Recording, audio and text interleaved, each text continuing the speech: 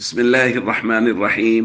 عن أنس رضي الله تعالى عنه قال قال رسول الله صلى الله تعالى عليه وسلم: لما أسري بي مررت برجال تقرض شفاهم بمقاريض من نار.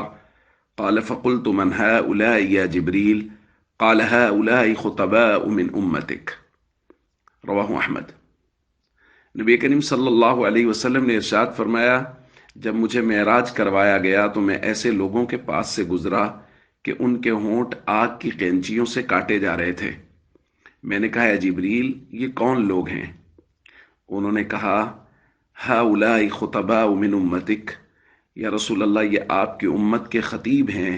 یأمرون الناس بالبر وینسون انفسهم، یہ لوگوں کو تو نیکی کا حکم کرتے تھے لیکن اپنے آپ کو نیکی کے حوالے سے بھلا بیٹھے تھے۔ وہم یتلون الکتاب، حالانکہ یہ کتاب پڑھنے والے، کتاب کی تلاوت کرنے والے تھے۔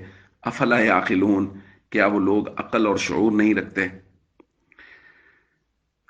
دوستو، نبی کریم صلی اللہ علیہ وسلم نے ہمیں خبر دی کہ معراج کے سفر میں حضور علیہ الصلوۃ والسلام نے کچھ لوگوں کو دیکھا جن کو ان کے گناہوں کی سزا دی جا رہی تھی، اور حضور علیہ الصلوۃ والسلام نے امت کو خبردار کیا کہ ان گناہوں سے ضرور بچنا ہے۔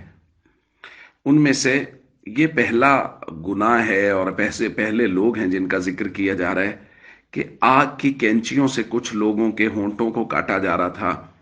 تو حضور علیہ الصلوۃ والسلام نے جب پوچھا تو جبریل نے بتایا: یا رسول اللہ، یہ آپ کی امت کے خطیب ہیں۔ ہؤلاء خطباء من امتک، یہ آپ کی امت کے خطیب ہیں۔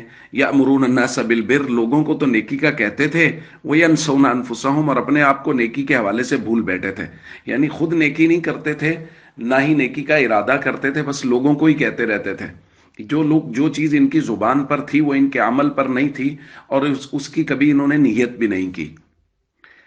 تو دوستو، یہ بات بہت فکر مندی والی ہے ہم لوگوں کے لیے، خاص طور پہ میرے جیسے بے عمل لوگوں کے لیے، کہ ہم لوگوں کو دعوت ضرور دیں۔ ایسا نہ ہو کہ ہم دعوت چھوڑ دیں، دعوت ہم ضرور دیں، لیکن دعوت کے ساتھ ساتھ ہم اس عمل پر بھی کھڑے ہوں۔ جب ہم عمل پر کھڑے ہو کے، مضبوطی کے ساتھ عمل پہ کھڑے ہو کے دعوت دیں گے، یقیناً اللہ تعالی ہماری اس دعوت میں اثر ڈالیں گے اور لوگ اعمال کی طرف متوجہ ہوں گے۔ اس لیے فرائض اور ارکان اسلام کی بھرپور دعوت دیتے رہنا چاہیے۔ السلام علیکم ورحمۃ اللہ وبرکاتہ۔